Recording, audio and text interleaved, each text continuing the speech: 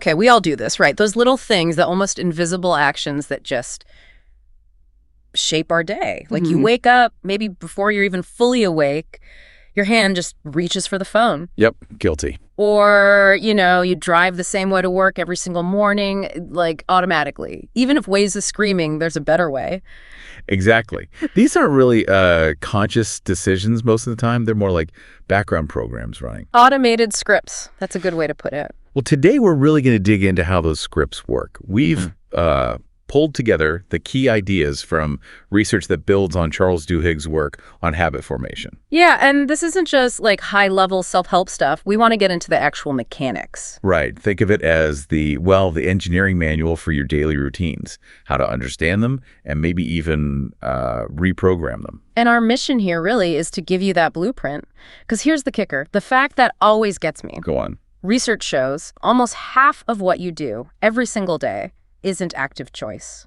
It's habit. That's right. From tiny things to really big ones. Yeah. And, it's useful in a way. It frees up your brain. Frees it up for what? Like actual thinking. Pretty much. Tackling real problems instead of deciding how to brush your teeth again. But the flip side is it can lock you into routines. Even bad ones. Even bad ones, whether they help you or not. Okay, so why is it so powerful? Why do these things stick? Well, it's about how the brain learns. Once a habit forms, the brain kind of stops fully participating in the decision-making. It goes on autopilot. Exactly. It gets pushed down into the basal ganglia, a really old part of the brain. It's less like making a choice and more like water flowing down a channel that's already carved. Like a riverbed. A riverbed. Yeah, that's a great analogy. And once that path is there, the neurological groove, you can't really just, erase it. So you're stuck with it. Not stuck, but you can't eliminate the past. You have to redirect the water. Reroute the flow. Okay. And you mentioned a blueprint for all habits. That's right. Every single habit, simple or complex, follows the same basic structure. The habit loop. The habit loop. Let's break that down. It's 3 steps. Always. First, there's the cue. Trigger. The trigger, yeah. The signal to your brain that says, okay, run the program. Could be anything, a time, a place, an emotion. Seeing certain people.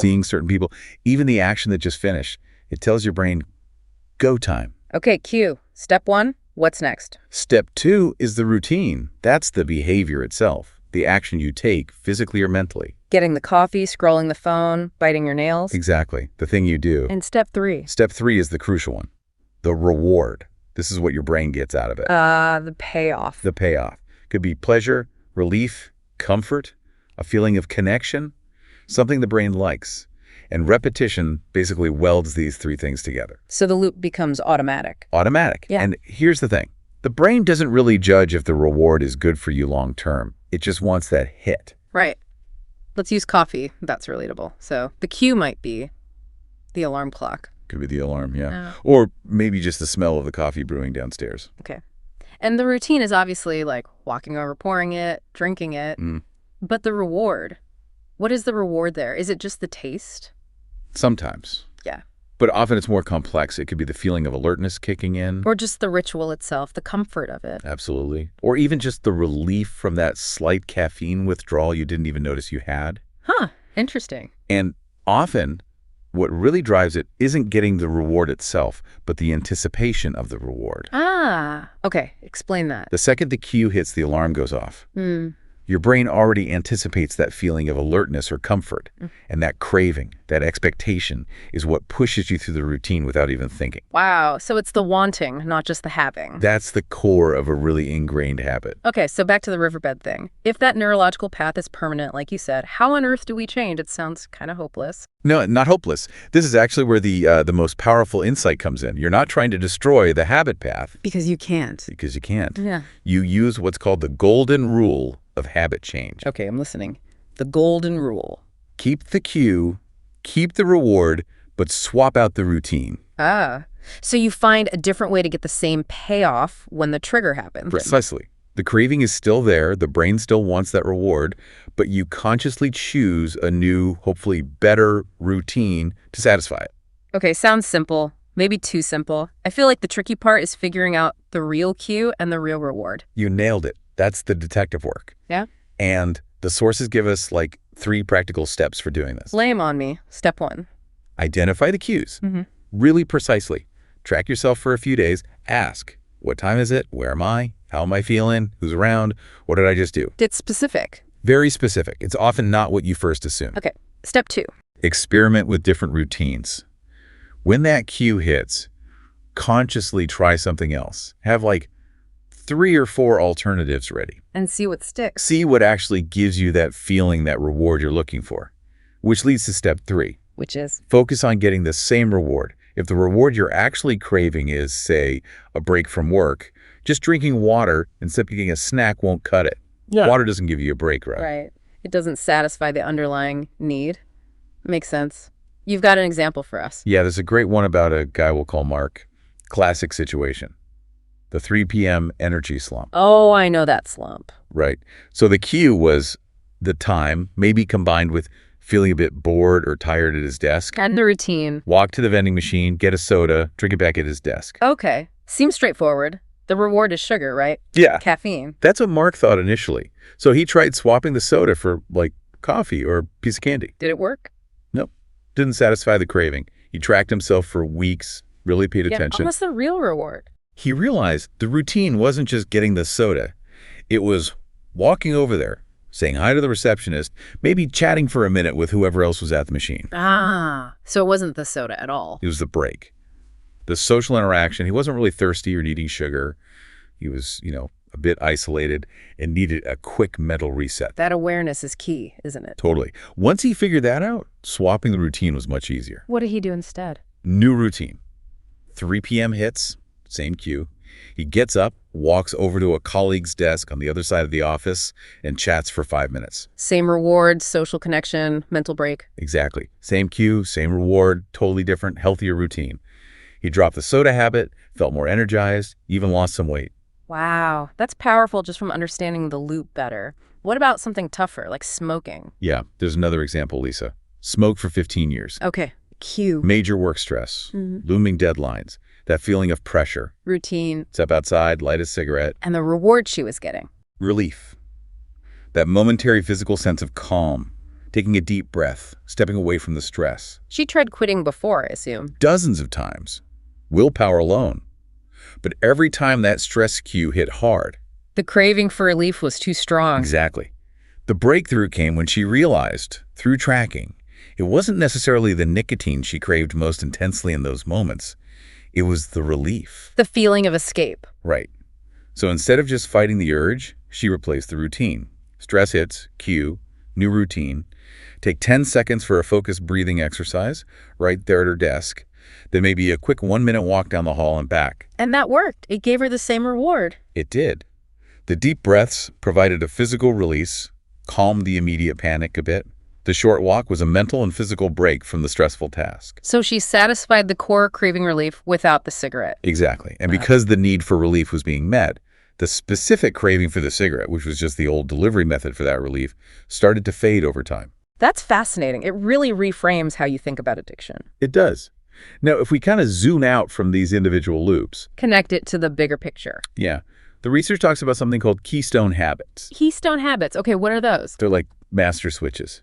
Ooh. Or maybe like the first domino in a long line. Ah, changing one triggers a whole cascade. Exactly. You change one specific keystone habit, and it sets off a chain reaction of positive changes across different areas of your life, often unexpectedly. Well, why? What makes them so special? Is it just that they're big habits? Not necessarily. It's often that the keystone habit itself teaches you fundamental skills. Things like discipline, self-monitoring, planning. Skills that you then apply elsewhere. Right. They create small wins, build momentum, and boost your belief that you can change things. They raise your standards. Okay, give me an example. What's a classic keystone habit? Exercise is the textbook one. People start exercising regularly, maybe just a morning walk. Suddenly, they often start almost without thinking about it, paying more attention to what they eat. Because they don't want to undo the workout. Partly, but also because the exercise routine involves tracking, planning, maybe seeing progress. That mindset bleeds over. They might sleep better, feel more productive at work. So one change ripples outwards. Precisely. It rebuilds your sense of control, your agency. Does this work for groups too, like in a company? Absolutely. It scales up perfectly. There's a great case study about a factory. They wanted to improve safety. Reduce injuries? Makes sense? So they implemented one new, very specific safety procedure as their target keystone habit. Required detailed reporting, clear communication between shifts, things like that. Okay, focused on safety. Focus on safety. But what happened was amazing. Injuries went down, yes. But because the process of that safety habit demanded better communication and accountability, It changed how people interacted. it changed the culture. Suddenly, communication improved across the board. Manufacturing processes became more efficient because people were talking and reporting better. Morale went up. And I bet profits followed. Profits went up, all stemming from changing one seemingly isolated safety habit. It transformed the place. Wow. Okay, so we've identified the loop. We've maybe swapped the routine, maybe even found a keystone habit. How do we make the new habit stick? Because sometimes you start strong and then... Yeah, the old riverbed pulls you back in, right? Awareness is step one, absolutely crucial. But making it last often requires a couple more ingredients. Much more. Belief and support. External belief, really. Like having people who believe in you. Exactly. Think about support groups, accountability partners.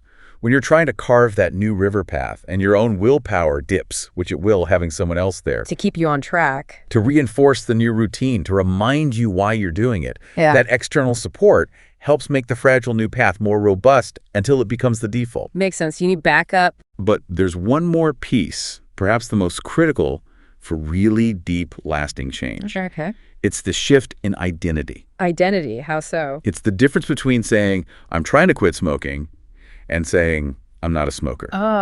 One is about the struggle. The other is about who you are. Precisely. If Lisa kept thinking of herself as a smoker trying to quit, her identity was still tied to the old habit. When she shifted to, I am a non-smoker, her actions started to align with that new identity. Should you start acting like the person you want to be? And your new habits become proof, evidence supporting that new identity. When the stress cue hits, someone who fundamentally sees themselves as a non-smoker, well, smoking just isn't something they do. It doesn't align. It makes the choice almost automatic again, but in the right direction. Less about willpower, more about alignment. Exactly. It becomes intrinsically motivated. That's when change becomes permanent. Okay, this is really practical stuff. So for everyone listening right now, what's the takeaway? How do they start using this, like today? Right. We've sort of given you the manual, the roadmap. Now it's about putting it into action. Let's give them a final framework. Step 1. Pick one habit. Just one. Don't try to overhaul everything at once. Small start. Okay, one habit. Step 2. Be a detective for the next day or two. Really map out that loop. Cue, routine, and especially dig for that hidden reward. Oh. What are you really getting out of it? Got it. Identify the loop. Yeah. Step 3. Experiment. When the cue hits, try swapping the routine. Have maybe 3 alternatives ready and see which one delivers that same core reward. Test different paths to the same destination. Step 4. Think keystone. If you have a big goal, look for that one small habit, maybe 5 minutes of planning, a short walk that could trigger the biggest ripple effect. Maximum impact from minimal change. Find the domino that knocks down the most other dominoes. And finally, share it. Tell someone. Get an accountability partner. Join a group. Build that external support structure while you're building the internal identity shift. don't go it alone. Don't go it alone. Okay, so at the end of the day, habits shape our lives massively. But what this research shows, what we've unpacked here, is that you're not actually trapped. Not at all. You're not a prisoner of those old routines. The power comes from awareness, seeing the loop, seeing that riverbed, and then having the tools, the knowledge to consciously choose to redirect the flow. So the challenge for you listening, pick one loop this week. Just observe it first. Then try swapping out that routine just once when the cue hits. See what happens. Feel that ripple effect. You might just surprise yourself how quickly you can start rewriting your own script.